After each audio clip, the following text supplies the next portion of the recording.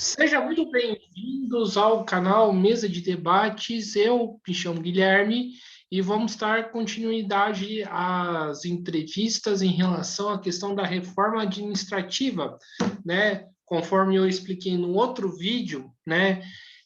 Feito hoje, inclusive, o canal resolveu fazer um especial em relação à questão da reforma administrativa, né? Porque dia 18 é dia de luta, né, Dia dos Servidores Públicos, e a gente quer também, né, colaborar, né, nesse processo em relação a essa luta e a outras lutas que da classe trabalhadora. Então a gente resolveu fazer esse especial, né? No vídeo anterior a entrevista foi com a Sueli e hoje e agora eu estou entrevistando o Gilmar Ribeiro, né? Ele que é da POSP, para a gente conversar um pouco em relação a esse tema.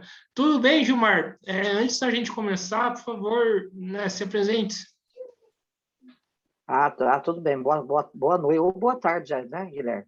E aos espectadores, pessoas que, né, estão nos ouvindo ou irão nos ouvir, né? Bom, eu sou o professor Gilmar Ribeiro, sou formado em Geografia pela Universidade Univap, né, Universidade do Vale do Paraíba, formado em Pedagogia pela Universidade Estadual de Minas Gerais e com um curso de especialização em Direito Educacional pela Universidade de Batatais. Né? Atualmente, estou professor na Prefeitura de Caraguatatuba, né? Na escola em Caraguatatuba, lecionando aula do 6º ao 9º ano. E diretor estadual da PUESP, o Sindicato dos Professores da Rede Oficial do Estado de São Paulo. Beleza, Gilmar. É isso. Gilmar, primeiramente, o que é essa reforma administrativa?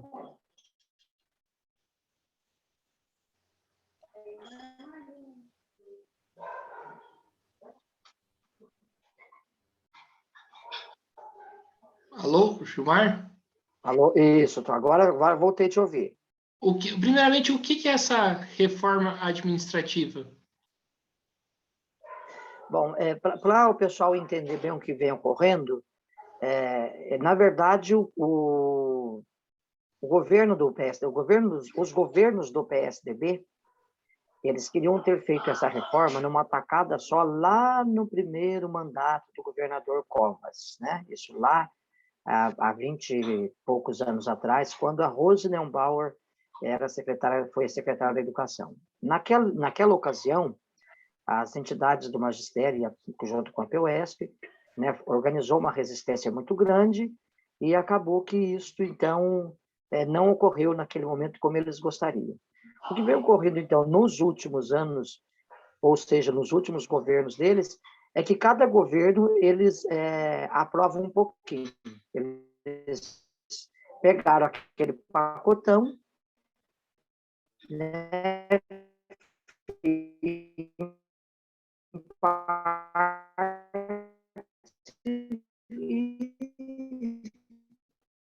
e vão fazendo.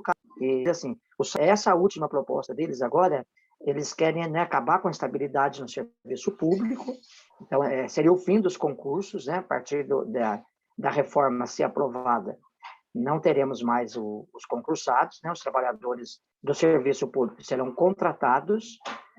Essa é a primeira reforma ruim, né? Primeiro ponto da reforma e muito ruim. E por que é muito ruim?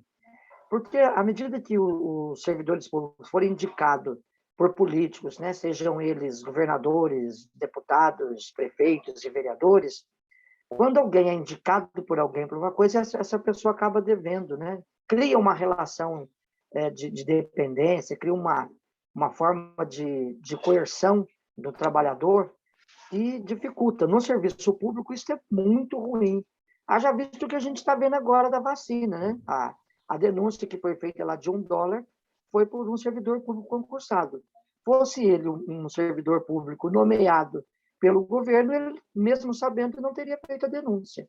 Então, a importância de ter a estabilidade no serviço público é que garante que o trabalhador do serviço público ele pode, né, ele tem a liberdade de agir sem sem ter medo da perseguição, embora, às vezes, essa perseguição ocorre, mas aí se torna mais difícil. Essa é a primeira e grande mudança que vai ser muito ruim no serviço público. Ademais, eles vão tirar alguns direitos. No caso dos professores, hoje os professores eles podem se ausentar do trabalho até 6 vezes ao ano. Por que que pode? Porque, na verdade, o Estado não paga o mês fechado, ele paga 30 dias. Como tem 6 meses com 31 dias, então esse dia o professor pode tirar como falta abonada. Ele quer acabar com essas faltas abonadas. Então, o professor vai perder esse direito. Além do que, há uma proposta, não está muito clara, isso não é muito falado, não está muito claro, de redução, por conta da pandemia, de redução de salários aí, em torno de até 20%, de acordo com as faixas salariais. E para os contratados, porque no magistério a gente tem um professor efetivo, que é o estatutário, né, aprovado em concurso, como há falta de professor na rede, o Estado, em regime emergencial, ele contrata professores, é o chamado professor categoria O. Esse professor já é contratado numa condição de trabalho muito ruim, muito precarizada, e vai se tornar mais precarizado ainda, porque ele poderá ser demitido a qualquer momento. Então, não vai haver nenhuma segurança. Claro que isso vai refletir na qualidade da educação, né? Se o professor não tem garantia, ele também não vai se dedicar com o empenho que deve se dedicar ao trabalho dele, né? Então, tem uma série de problemas aí, viu, Guilherme? As pessoas precisam se atentar, porque, de fato, é uma coisa muito ruim. Tanto a PEC 32, que está no Congresso Nacional, que trata da reforma administrativa, como o PL 26 do Dória, que vai entrar na Assembleia Legislativa para ser aprovado no Estado de São Paulo. Sim, Gilmar, a gente escuta bastante aquela visão de que o servidor público é alguém privilegiado, né? Alguém que possui muitos privilégios, e por isso a gente tem que combater o servidor público. E o problema do Brasil está no servidor público. Eu te pergunto, né, qual que é a real realidade do servidor público hoje no Brasil? Nossa, mas é por pura falta de conhecimento ou até por uma questão histórico-cultural que, né, ocorreu no Brasil. No Brasil,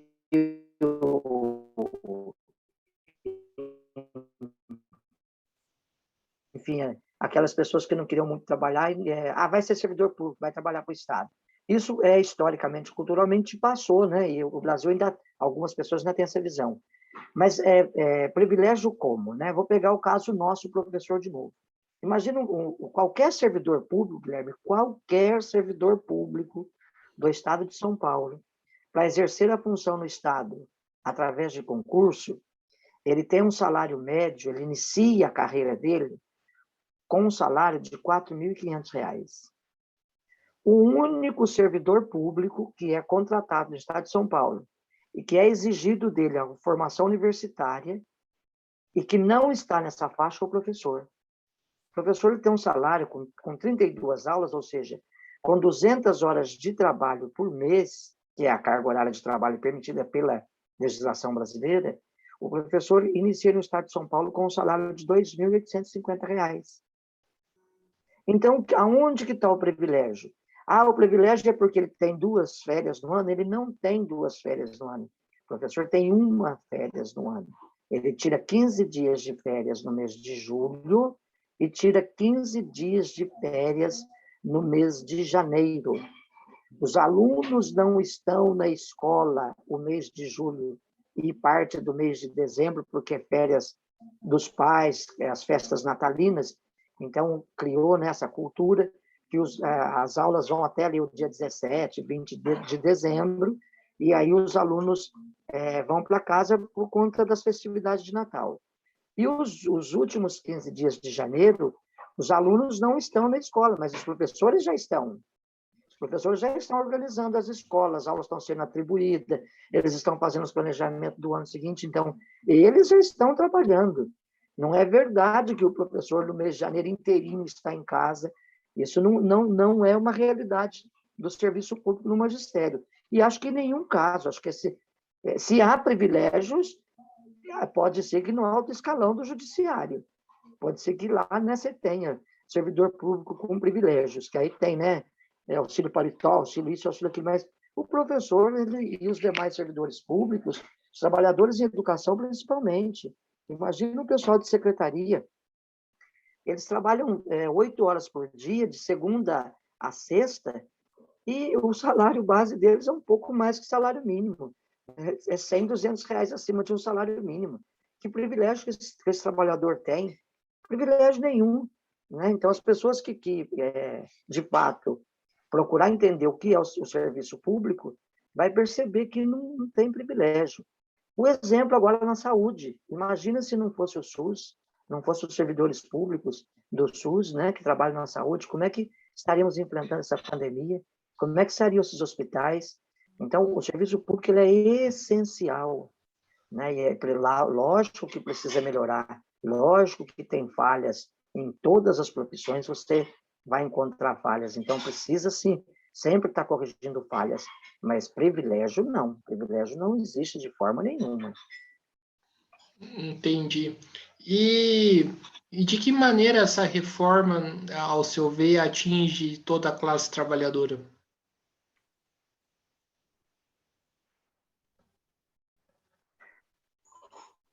Guilherme, falhou você pode repetir, por favor? Tá, e na verdade vou dar a pergunta, né? Isso. Eu acho meio curioso, né, Gilmar? Eu vejo os que realmente têm privilégios falar que os servidores têm privilégios, né? Alguns políticos, né, os funcionários de alto escalão do judiciário. Na sua opinião, o que é ter privilégios? Você me ouve? Eu estou escutando.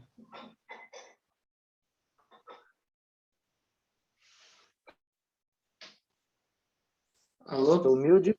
aí, voltou. Sumiu de vez agora. A internet, eu acho que é a minha aqui. Não é, aqui em Caraguá, a internet é um problema.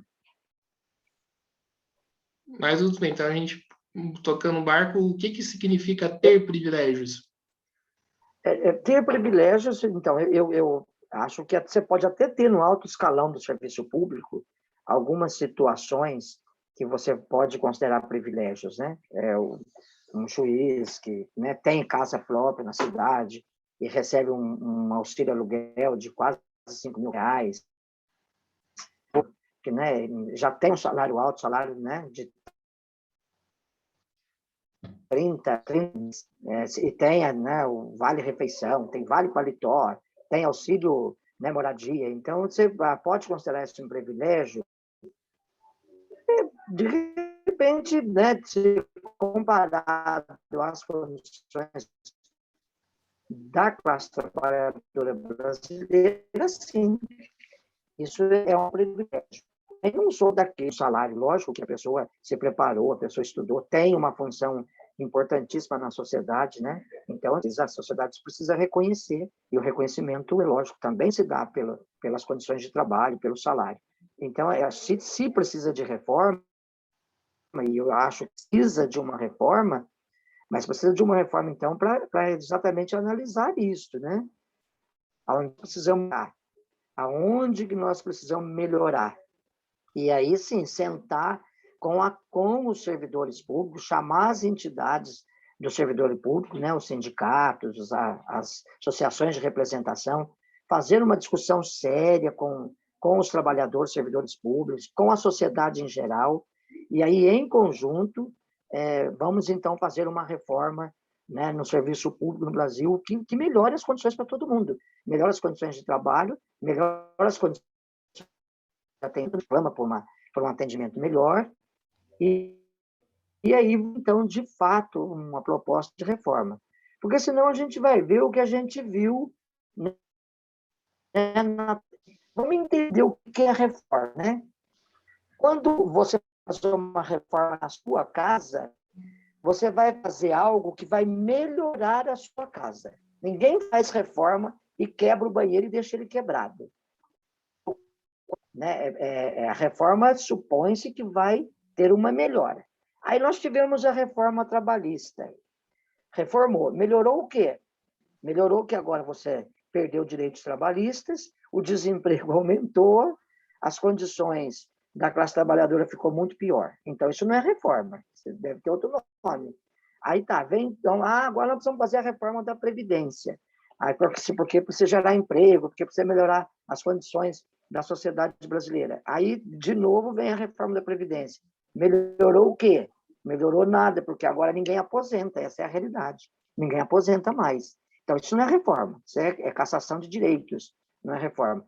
Agora precisa fazer a reforma administrativa, senão o Brasil não caminha, senão a coisa não anda. Quer dizer, a terceira reforma que precisa fazer para que o Brasil deslanche e isso não acontece. Nos governos anteriores, nós não tivemos nenhuma reforma, nós não tivemos nenhuma privatização, e, no entanto, as condições dos trabalhadores eram muito melhores que as atuais. Não era o ideal? Podia não ser o ideal, mas era infinitamente melhor do que as que a gente tem hoje. Então, não é a reforma, não é isso que vai trazer a melhora, não é isso que vai fazer o Brasil deslanchar. O que vai fazer o Brasil deslanchar, o que vai fazer a condição da vida da sociedade brasileira melhorar, é o dia que a gente sentar e, de fato, ter uma discussão séria, né, com a sociedade brasileira e adotar políticas públicas que realmente vá de encontro aos interesses da população. Né? A gente precisa ter política de Estado, política pública. No Brasil, a gente ainda tem muito essa coisa das políticas partidárias. Né? Cada partido que chega quer reinventar a política. Agora, imagina, agora querem reinventar o Bolsa Família, né? Com outro nome. Não precisa reinventar o Bolsa Família, é só aprimorar. Né? É transformar ele numa política pública e aprimorar a forma de atendimento para, enfim, combater se há eventuais desvios, se há eventuais, né, exageros, sentar e fazer uma discussão séria. Então, assina a educação, assina o judiciário, assina a saúde, né? Fazer uma discussão séria com a sociedade que realmente atenda aos interesses de todo o conjunto da população. Sim. Você falou que nos outros governos não teve reforma, mas, né, a gente teve as reformas do governo Temer e também a gente também teve reforma no governo Dilma, né?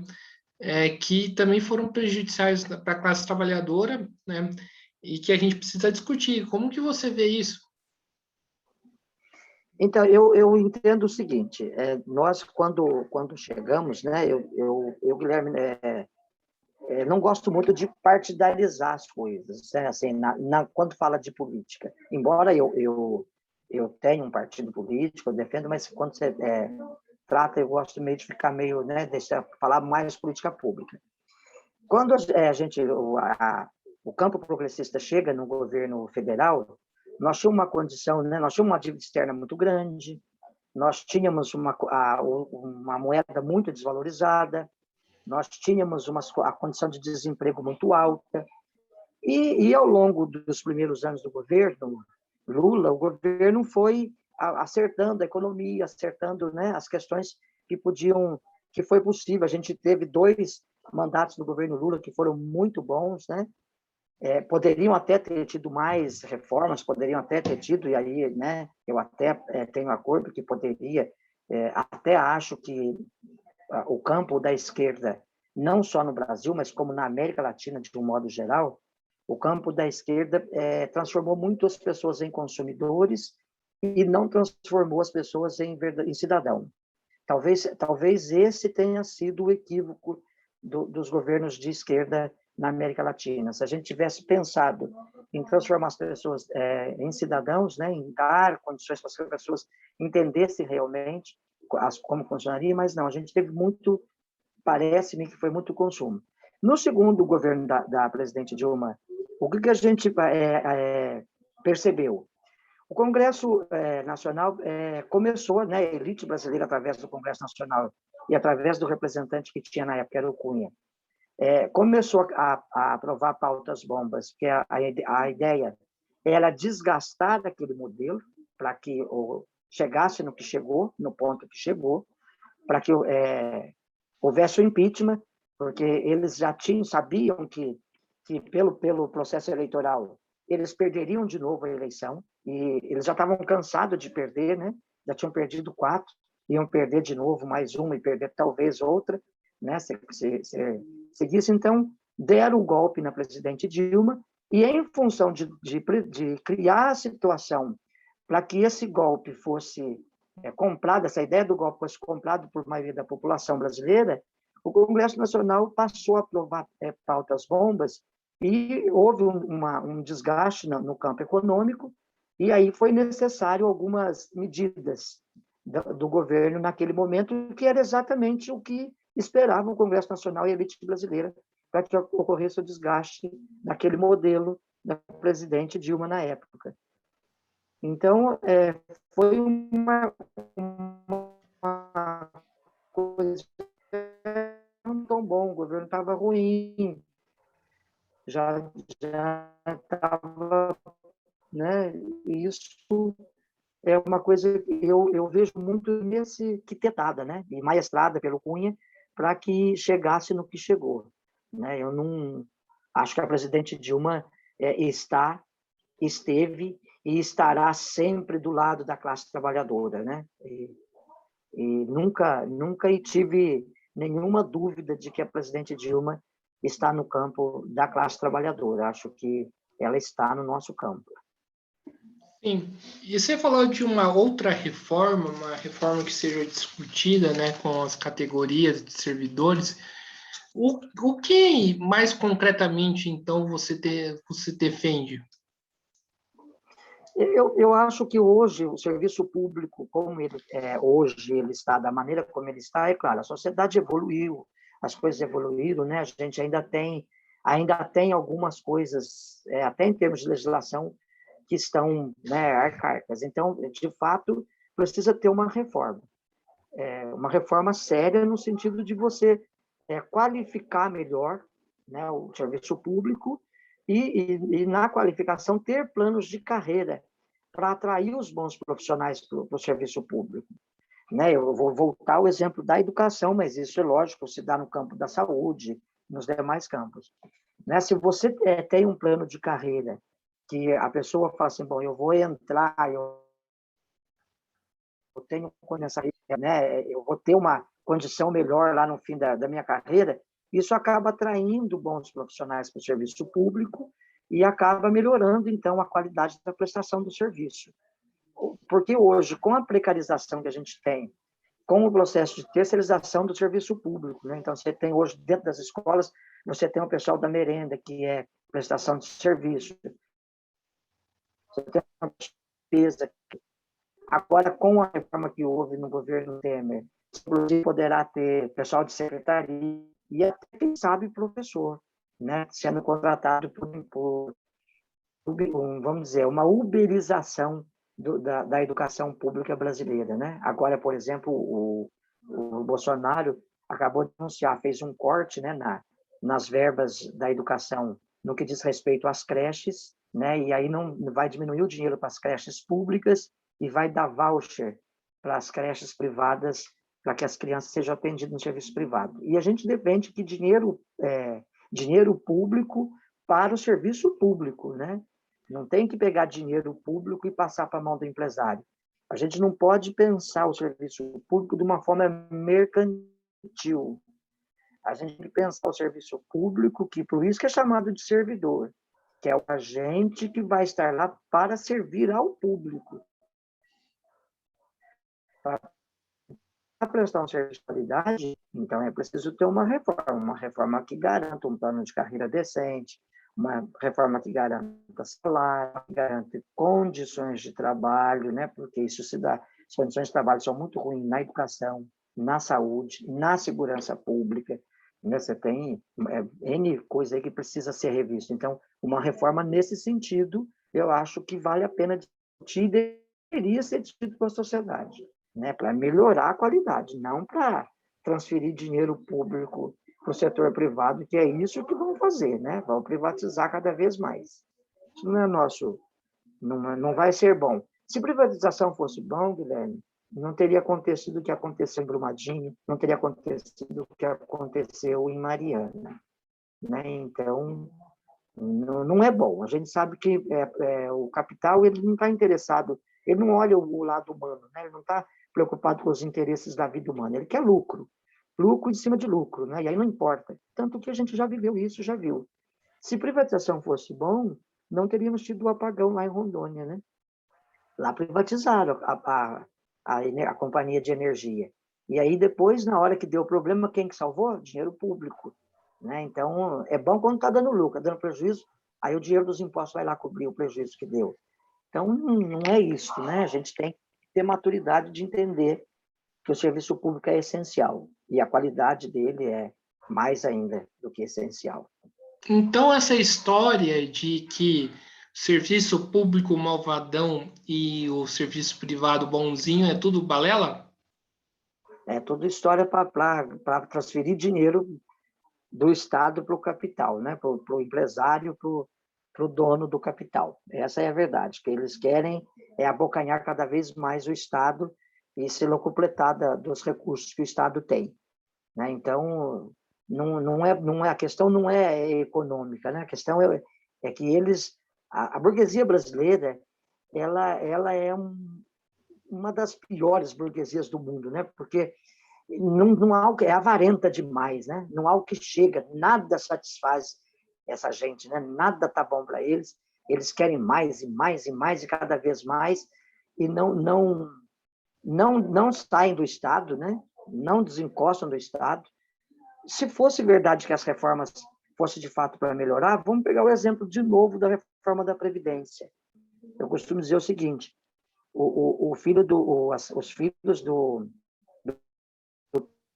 príncipe, quando nascem príncipes ou princesas. As filhas dos militares no Brasil, quando nascem sentadas. Então, se tem problema na mudar a Previdência, então deveria começar a mudar por aí. Como um que nunca fez nada pelo Estado, só pelo fato de ter nascido de um militar, já está com a aposentadoria garantida, né? Então, a intenção da reforma não é de forma nenhuma melhorar a qualidade da prestação de serviço, pois de transferir os recursos do Estado para os empresários, para o capital. Esta é a verdadeira intenção, transferir recursos públicos do Estado para o empresariado e para o setor privado. Já se completa e quer cada vez mais abocanhar o Estado para eles. A população precisa ter clareza disso, né? Precisa ter noção do que está se pondo aí, né? Para a gente, para todos nós. Sim, você falando da questão, né, de transferir recursos público para o setor privado, aí eu quero entrar numa questão aí também que a gente acho que precisa debater, que é a questão da corrupção, né? Na sua opinião, né, essa transferência de dinheiro do público para o setor privado pode ser considerado corrupção? E qual que é o papel que o setor privado cumpre nos escândalos de corrupção que acontecem em alguns setores públicos? O setor privado, na verdade, é o grande responsável por grande parte da corrupção que ocorre, né, dentro do setor público. Aliás, o setor privado é mais corrupto, tem mais corrupção no setor privado do que no setor público, né, que não aparece. Mas imagina as fortunas que esse povo sonega só de impostos, né? Quem paga imposto no Brasil é a classe trabalhadora, todo mundo sempre soube disso, né? A carga tributária, tanto que o trabalhador é descontado. Ela é um gigante, né? Um mal, né? Que existe na sociedade, né? E ela é a grande responsável, né, pelos grandes malefícios da sociedade, vem em função da corrupção. É preciso que tenha, exatamente por isso que tem que se pensar num setor público, no servidor público, com independência, né, e com qualidade, para a gente ter exatamente as instituições fortes, livres, com liberdade para combater a corrupção. A corrupção sempre existiu né, e é própria do sistema capitalista. O sistema capitalista é corrupto pela sua própria essência. Então, é uma coisa que faz parte, né, do sistema. E aí é preciso ter as instituições fortes e livres para poder combater essa corrupção, né? O combate às instituições fortes do Estado é que podem evitar que a corrupção chegue no nível que chegou no país, né? A gente tem hoje um dos maiores escândalos, segundo lá os senadores da CPI, dizendo que está sendo o maior escândalo de corrupção do setor público, essa questão da vacina e tudo mais que a gente está vendo aí. É preciso que a sociedade entenda, né? Essa questão é o setor público que está levando, né? O setor privado, aliás, é que está levando dinheiro público. Então, é isso, né? Não tem como você desvincular uma coisa da outra. A corrupção existe no Estado brasileiro e nos demais estados exatamente pela ganância do setor privado, que não se satisfaz, né, nunca com nada, né? Cada vez mais, cada vez mais. E aí é isso, né? É ter instituições que sejam livres e fortes para combater isso aí. Sim, você cita aqui, né, uma reforma para melhorar o serviço público, né? Mas aí a gente entra num outro debate que a gente precisa fazer, que é a questão do dinheiro, né? Muitos podem vir aqui perguntar, falar que não tem dinheiro para investir no servidor público. Ao seu ver, é verdade isso? É mentira? E se não tem dinheiro, tá onde que a gente pode tirar esse dinheiro para poder melhorar o serviço público? Nossa, mas o Brasil é um dos países que tem a maior cobrança de impostos do mundo. Tem dinheiro para... a coisa mais absurda é ouvir que o Estado brasileiro é pobre. Muito pelo contrário. Muito pelo contrário. O problema do serviço público não é exatamente um problema de falta de recursos, mas é um problema de gestão dos recursos, né? O problema está na gestão. Você tem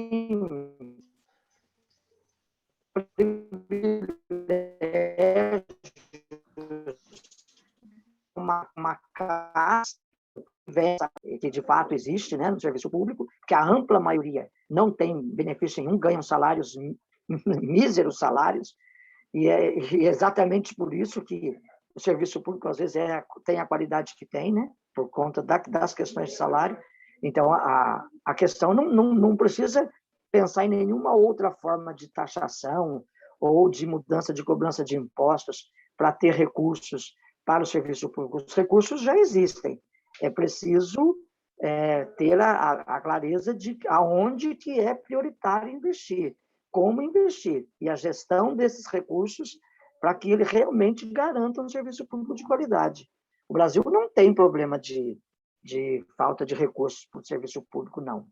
Tem muito desvio, tem muita formas, né, equivocadas de gastar esse dinheiro. Mas se tivesse planos de carreira decente, se a gente tivesse, né, formação, né, de aperfeiçoamento para o serviço público, mas que fosse de fato dar a formação continuada para o trabalhador, né, porque a sociedade vai mudando, as coisas vão mudando, as pessoas precisam ir né, se renovando na profissão. E não o que a gente tem hoje. Eu vejo na educação, por exemplo, vou citar um exemplo aqui. A maioria dos professores que lecionam em São José dos Campos são professores que foram formados pela Univap. Aí está esse levantamento e descobre que o professor tem uma formação inadequada. Aí vamos fazer eu vou usar a palavra reciclagem aqui, mas eu acho errada essa palavra reciclagem. Você não recicla seres humanos, né? Então, vamos fazer um curso de reciclagem. E aí pega o dinheiro público e contrata quem para dar a reciclagem, que eles chamam de reciclagem? A Univap. Ué, mas espera aí, o cara já não pagou a Univap e ela já não foi eficiente na prestação do serviço quanto recebeu a primeira vez pela formação, e agora ainda vai receber mais para continuar dando a mesma formação. Por isso que dinheiro público tem que ser para instituições públicas. Então, a formação dos servidores públicos, ela deve se dar pelas universidades públicas. Entendi. Aí Outra coisa que eu queria te perguntar, por que do interesse do Estado, né, em implementar essa reforma administrativa? transferir, primeiro interesse em transferir recursos públicos para o setor privado, privatizar o serviço público. Esse é o que está no horizonte deles, né? Privatizar tudo que puder privatizar do serviço público, né? Como se isso fosse a grande salvação do serviço público. E a segunda questão que eles têm é que eles têm uma visão de que o serviço público é ruim, porque o cara é concursado, ele é concursado, ele encosta, ele não presta o serviço como ele gostaria, sendo do setor privado ele pode ser demitido, então ele acaba sendo um funcionário mais eficiente por medo da demissão. Isso também não é verdade, não é verdadeiro, né? Como em qualquer profissão, tem bons e maus profissionais. São pessoas que são da educação, né? Os alunos, a maior parte dos alunos que saem da escola pública, eles vão ingressar no mercado de trabalho, e muitos que prestam vestibular, inclusive, vão muito bem nos vestibulares.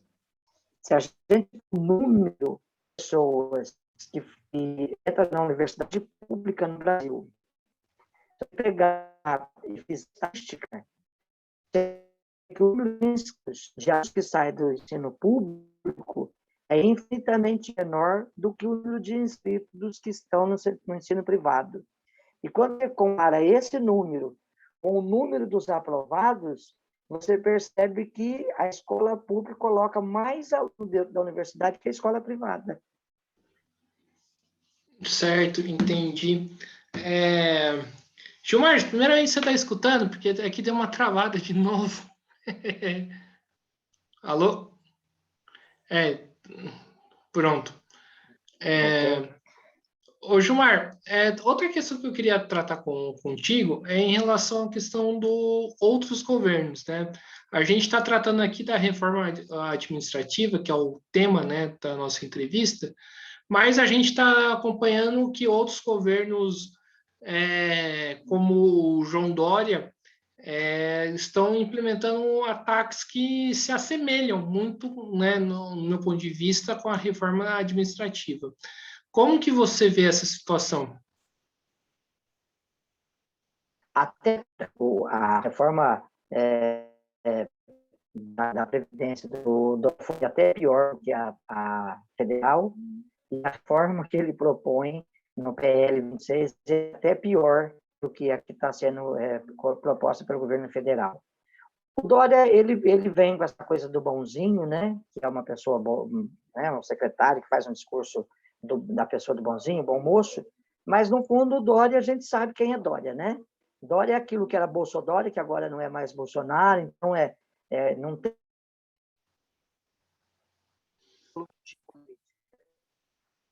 Então, o que a gente vai ter agora, no dia 18, por exemplo, né, com essa questão do Dória, é que a gente chama todos os trabalhadores para esse evento do dia 18, por que todos, né? Não só os servidores públicos? Porque o serviço público não é uma questão só do servidor público, é uma questão de todo mundo, porque todos nós precisamos do serviço público. Precisamos quando vamos no poupa-tempo, precisamos quando vamos no hospital, precisamos quando vamos na escola, né? Em N setores, a gente precisa. Então, o serviço público é essencial para o conjunto da população brasileira. Por isso que é importante, no dia 18, que todos participem, né? Que a gente consiga fazer um movimento de massa, porque só o movimento de rua que vai frear os políticos. A gente só vai conseguir se a gente conseguir que a população entenda que é necessário, nesse momento, fazer essa luta, organizar essa luta, para a gente mostrar que, né, que não é isso que a gente quer, E aí a gente, a partir daí, então, abriu uma discussão para que se possa realmente fazer a reforma que é aquela que nós gostaríamos que tivesse. Sim. Outra questão que eu queria discutir com você a respeito dos professores, né? Muitos se falaram que quem ficou em casa, né, é o servidor público, né, que fez essa propaganda, que é uma tremenda, ao meu ver, de uma balela, mas houve esse tipo de argumentação, citando muito a questão dos professores, né, que realizaram o seu trabalho de maneira remota. Como que foi, né, como foi para a categoria passar esse período, né, tão complicado em relação à pandemia, e quais são as consequências da categoria voltar nesse momento, né, que a pandemia, ainda que deu uma baixada nos números, né, isso é inegável, mas ainda continua. Eu vou tentar responder isso para você, Guilherme, vou pedir para você, porque o pessoal já está me chamando para uma outra live aqui. Sair dessa e entrar numa outra, tá? E depois até a gente pode marcar, se você quiser, a gente pode continuar o papo, tá bom? Bom, primeiro é o seguinte, os professores não deixaram de trabalhar, muito pelo contrário, trabalharam muito mais do que já faziam, porque primeiro tiveram que continuar dando atendimento nas escolas, sim, porque por exemplo, a Prefeitura de São José em nenhum momento suspendeu as atividades das escolas, o professor esteve presencial. E foi todo um trabalho que teve que ter todo um aprendizado, né, para poder atender os alunos. Os professores responderam muito bem a esse aprendizado, né, do trabalho remoto. Então, o trabalho remoto, né, na escola, você está lá na sala de aula, você tem aquele horário, né, você terminou aquele horário, você vai embora, você vai fazer outras coisas, vai corrigir prova. No trabalho remoto, os professores ficavam o dia todo à disposição de alunos. Então, a carga de trabalho dos professores foi muito maior, está sendo muito maior nesse sentido, principalmente agora que voltou ao presencial, que tem que dar conta do presencial e do remoto, né? Porque agora nós estamos no híbrido. Então, isso não é verdade. Você pode perguntar para qualquer professor, que ele vai dizer para você, nossa, eu não vejo a hora de acabar tudo isso para voltar ao presencial, porque eu trabalho muito mais do que trabalhava antes agora. Né? Então, essa é a verdade. Né? O Estado não propiciou nenhum mecanismo, não ofereceu internet, não ofereceu equipamento, nem para os professores, nem para os alunos. Todos tiveram que se virar, né? Com seus próprios recursos, com seus próprios equipamentos, e a gente deu conta disso. Né? Os alunos tiveram, claro que nada substitui a aula presencial, nós sabemos disso, nada substitui, não dependemos do ensino à distância, né? Só que nesse momento ele é importante por conta da pandemia, porque a gente é aquilo que a gente sempre diz, aprendizagem se recupera, vidas não. Então é importante ter isso claro. A questão da pandemia, da volta, não voltar agora, é exatamente por isso. A maior parte da população ainda não está imunizada, né? Os alunos, em sua grande maioria, não estão imunizados. E muitos professores também, trabalhadores de educação, também ainda não estão. Então, ainda não temos segurança para voltar. E nós, pelo Covid, ele subiu e parou, né? Nós estamos aí com uma média de 900 e poucos por dia, né? Então, nós estamos com um índice alto ainda de óbitos por conta disso, né? Não caiu. Houve, sim, teve um controle, sim, por conta da vacinação, houve uma melhora, sim, mas muito pequena. Então, o momento não é de voltar presencial, o momento é a gente oferecer condições para que as aulas continuem no modo remoto. Você desligou seu microfone, Gilmar.